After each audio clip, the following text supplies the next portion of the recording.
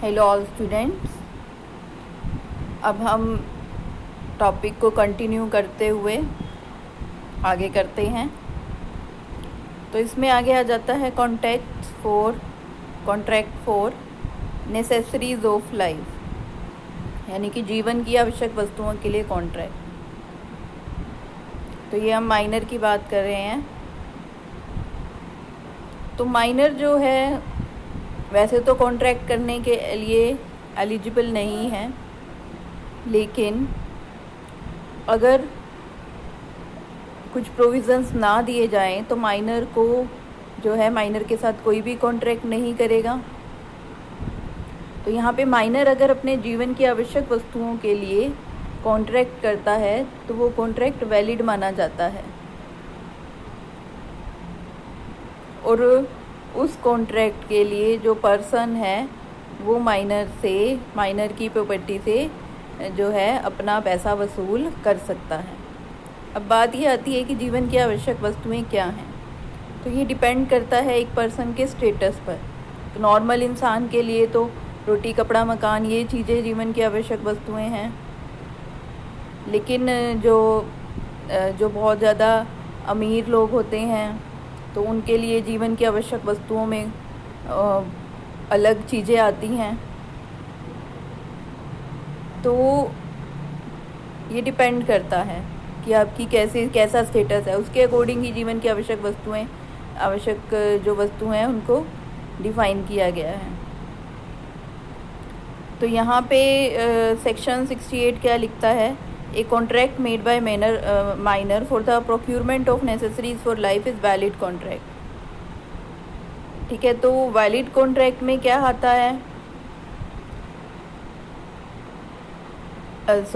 Necessaries of life में क्या आता है कि food and clothing, rent for house, expense for medicine, travelling expense, money spent on birth or death rights, expense on maintaining the normal standard of life, expense on maintenance of property, and expenses incurred on marriage of minor are recognized as necessities under the Indian law। तो Indian law in चीज़ों को कहता है कि जीवन की आवश्यक वस्तुएं हैं। लेकिन अगर किसी माइनर के पास ये चीज़ें पहले से ही अवेलेबल हैं, फिर माइनर एक लोन ले लेता है इन आवश्यक वस्तुओं को खरीदने के लिए, तो वो वैलिड कॉन्ट्रैक्ट नहीं माना जाएगा। ठीक है, तो अब ये बात भी क्लियर है सबको कि माइनर पर्सनली लाइबल नहीं है जीवन की आवश्यक वस्तुओं की पेमेंट के लिए। उसकी प्रॉपर्टी से ही पेमेंट वसूल की जा सकती है। तो नेक्स्ट टॉपिक है हमारा minors contract for his benefit. अगर माइनर अपने बेनिफिट के लिए कोई कॉन्ट्रैक्ट करता है तो वो भी वैलिड माना जाएगा। जैसे यहाँ पे रॉबर्ट वर्सेस ग्रे का केस है कि माइनर ने एक बिलियार्ड जो है प्रोफेशनल बिलियार्ड प्लेयर के साथ एक कॉन्ट्रैक्ट किया कि वो प्रोफेशनल प्लेयर माइनर को सिखाएगा बिलियार्ड खेलना और उसे फॉरेन टूर्स पर भी लेके जाएगा, और उसके बदले जो है उस प्रोफेशनल प्लेयर को पेमेंट की जाएगी। तो ये एक वैलिड कॉन्ट्रैक्ट है। कोर्ट ने डिसाइड किया कि ये एक वैलिड कॉन्ट्रैक्ट है क्योंकि ये माइनर के बेनिफिट के लिए किया गया था। तो इसी तरह अगर माइनर जॉब के लिए कोई कॉन्ट्रैक्ट करता है तो वो भी वैलिड माना जाता है। उसके बाद है नेक्स्ट कॉन्ट्रैक्ट बाय पेरेंट्स और गार्डियन ऑफ माइनर। तो अगर पेरेंट्स या गार्डियन माइनर के बेनिफिट के लिए कोई कॉन्ट्रैक्ट करते हैं तो वो भी वैलिड माना जाता है। तो इन कॉन्ट्रैक्ट्स की जो उसके पेरेंट्स ने या गार्डियंस ने किए हैं, अगर इनको पूरा कराना है, चाहे माइनर ने कराना है या उसके अगेंस्ट करवाया जाना है, तो दो कंडीशंस का फुलफ़िल होना ज़रूरी है। क्या है? पहला कि minor's guardian has right to make a contract on behalf of minor, कि माइनर के गार्डियन को राइट था कि वो माइनर के बिहाफ पे कॉन्ट्रैक्ट कर सकते थे। The contract is made lawfully and for the benefit of minor. Contract lawfully यानी कि लॉ के अकॉर्डिंग किया गया और माइनर के बेनिफिट के लिए किया गया।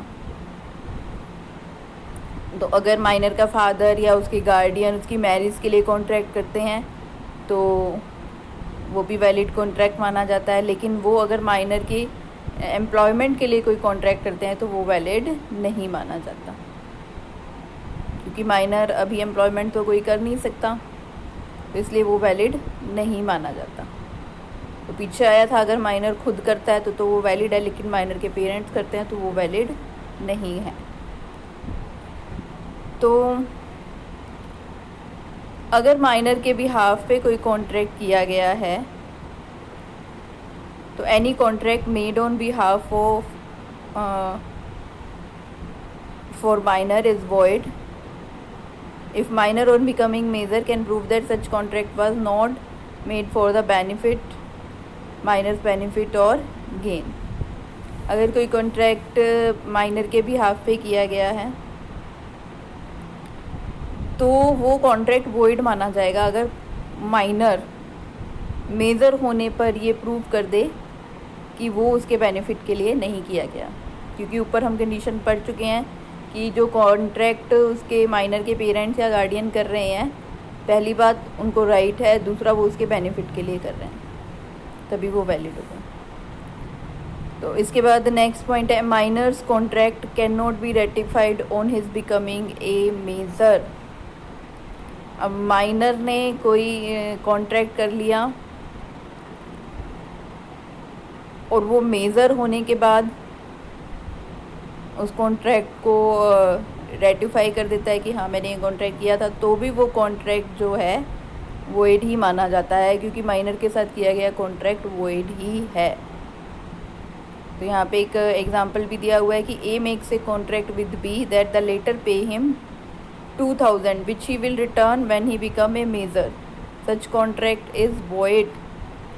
यानी कि ए एक माइनर है, वो बी के साथ एक कॉन्ट्रैक्ट करता है कि बी उसे 2000 रुपये दे दे और जब वो मेजर होगा तो ए बी को वो पैसे लौटा देगा। तो यहाँ पे जो है ए ने कॉन्ट्रैक्ट किया है माइनर की पोजीशन में, तो यहाँ पे ए की कोई रिस्पॉन्सिबिलिटी नहीं बनती कि वो मेजर होने के बाद इस कॉन्ट्रैक्ट को कंटिन्यू रखे और इस कॉन्ट्रैक्ट को कंप्लीट करे। ए की कोई लीगल लाइबिलिटी नहीं है कि बी उसके अगेंस्ट 2000 रुपये उससे मांगे। ठीक है, तो यहाँ पे एक केस भी दे रखा है राघव वर्सेस श्रीनिवास का। यहाँ पे क्या है कि A minor gave a promissory note for a consideration on attaining majority he issued a new promissory note to replace the one he had given when he was minor. The court held that a contract made by a minor was void and cannot be restituted on his becoming a major. यानी कि एक minor ने एक promissory note लिख के दिया किसी consideration के बदले, ठीक है, वो कंसिडरेशन मान लिया, कोई गाड़ी भी हो सकती है, कोई घर भी हो सकता है, कुछ भी हो सकता है, किसी कंसिडरेशन के बदले उसने प्रोमिसरी नोट लिख के दिया। जब वो मेजर हो गया फिर उसने रिप्लेस कर दिया कि अब मैं मेजर हो गया हूँ, तो वो लिख रहा है कि भाई मैं इस कंसिडरेशन के बदले ये प्रोमिसरी नोट लिख के दे रहा हूँ, तो भी ये जो कॉन्ट्रैक्ट है ये वॉइड है। तो माइनर को जो है लीगली लाइबल नहीं ठहराया जा सकता इस कॉन्ट्रैक्ट को कंप्लीट करने के लिए, पेमेंट के लिए माइनर को नहीं ठहराया जा सकता लीगली रिस्पॉन्सिबल। उसके बाद है there can be no restitution और रिफंड ऑफ बेनिफिट। अगर माइनर ने कोई बेनिफिट लिया है तो वो उस बेनिफिट को देने के लिए या उस बेनिफिट के अगेंस्ट वो पेमेंट करने के लिए रिस्पॉन्सिबल नहीं है। जैसे कि यहाँ पे मोहरी बीवी वर्सेस धर्मदास घोष का पॉइंट है कि माइनर ने पैसे उधार लिए अपनी प्रॉपर्टी के अगेंस्ट मॉर्गेज रख के पैसे उधार लिए हैं उसने इस केस में, लेकिन क्योंकि वो माइनर था जब पैसे उधार लिए गए तो वो रिस्पॉन्सिबल नहीं है कि वो पैसे वापस करे।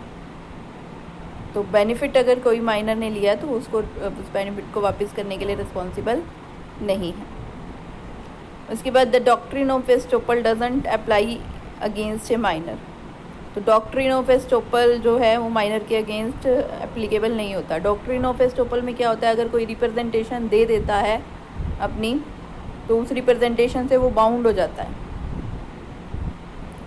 जैसे यहाँ पे जो है माइनर ने कोई रिप्रेजेंटेशन दे दी कि वो मेजर है और वो कॉन्ट्रैक्ट कोई कर लेता है। अब दूसरा पर्सन इस उसमें कि ये मेजर है, क्योंकि उस माइनर ने खुद कहा है कि मैं मेजर हूँ, तो वो मिस रिप्रेजेंटेशन है, वो फ्रॉड है, झूठ बोल रहा है माइनर। तो वो अगर कोई स्टेटमेंट ऐसे दे देता है और इस बेस पर कॉन्ट्रैक्ट कर लिया जाता है, तो वो कॉन्ट्रैक्ट भी वॉइड होता है। तो doctrine of estoppel doesn't apply against A minor. Minor के अगेंस्ट कोई डॉक्ट्रिन ऑफ एस्टोपल अप्लाई नहीं होता। लेकिन यहाँ पे क्या है, अगर कोई माइनर ने कोई लोन लिया है या इस ऐसे लोन से जो मिस रिप्रेजेंटेशन के थ्रू उसने लिया है, कोई प्रॉपर्टी ख़रीद ली है, तो कोर्ट उसे वो पैसा लोन का या वो प्रॉपर्टी वापस करने के लिए कह सकता है, जिस पर्सन से उसने वो लोन लिया। और फिर या तो उसके पास पैसा है माइनर के पास, तो वो पैसा वापस करने के लिए कोर्ट कह सकता है, या फिर उस पैसे से कोई वस्तु खरीदी गई है, उस वस्तु को वापस करने के लिए कोर्ट कह सकता है। उसके बाद है next, minor as an agent. तो माइनर को एजेंट के रूप में अपॉइंट किया जा सकता है। ठीक है, जैसे हम पार्टनरशिप में पढ़ते थे प्रिंसिपल एजेंट रिलेशनशिप, तो कोई पर्सन अपना एजेंट अपॉइंट कर सकता है और वो एजेंट जो है प्रिंसिपल की तरफ से क्या करता है, काम करता है। ठीक है, अपने जो ऑनर है उसकी एक्टिविटीज़ वो देखता है, उसके बिहाफ पे काम करता है। तो यहाँ पे माइनर एजेंट के रूप में रूप में अपॉइंट किया जा सकता है, लेकिन वो रिस्पॉन्सिबल नहीं होता अपने प्रिंसिपल के किसी भी एक्ट के लिए। अगर उसने कोई फ्रॉड कर दिया है, नेग्लिजेंस दिखा दिया है, तो माइनर एज एन एजेंट को रिस्पॉन्सिबल नहीं ठहराया जा सकता। तो इस तरह से है ये